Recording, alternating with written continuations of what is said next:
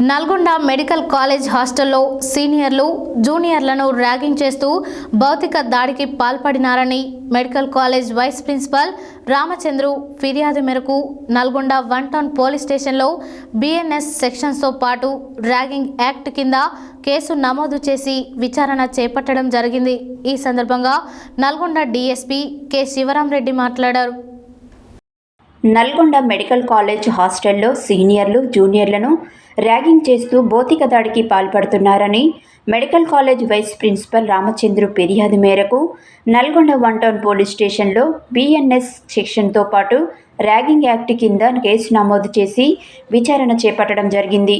ఈ సందర్భంగా Nalgonda DSP K Sivarama Reddy మాట్లాడుతూ ఈ దాడికి పాల్పడిన వారిని విచారించి వారిపై కఠిన చర్యలు తీసుకోవడం జరుగుతుందని తెలిపారు।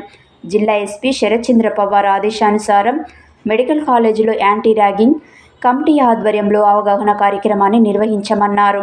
మీరు చదువుకునే కాలేజీలలో హాస్టళ్లలో ఇలాంటి సంఘటనలు జరిగితే వెంటనే పోలీసు వారికి కానీ డయల్ 100కి కానీ తెలియచేయాలని సూచించారు। ఎవరైనా ర్యాగింగ్కి పాల్పడితే కఠిన చర్యలు తీసుకోబడతాయని జైలుకు పంపించడం జరుగుతుందని హెచ్చరించారు।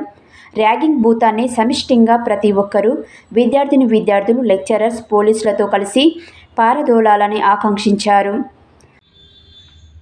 మొన్న 11th నవంబర్ రోజున సాయంత్రం 7 గంటల ప్రాంతంలో నల్లగొండ మెడికల్ కాలేజీకి సంబంధించినటువంటి హాస్టల్లో విద్యార్థులు కొంతమంది సీనియర్స్ జూనియర్స్ పట్ల ర్యాగింగ్ పాల్పడినట్లు medical college vice principal doctor Ramachandra గారు కంప్లైంట్ ఇవ్వడం జరిగింది 1 టౌన్ సిఐ రాజశేఖర రెడ్డి గారికి నిన్నటి రోజున।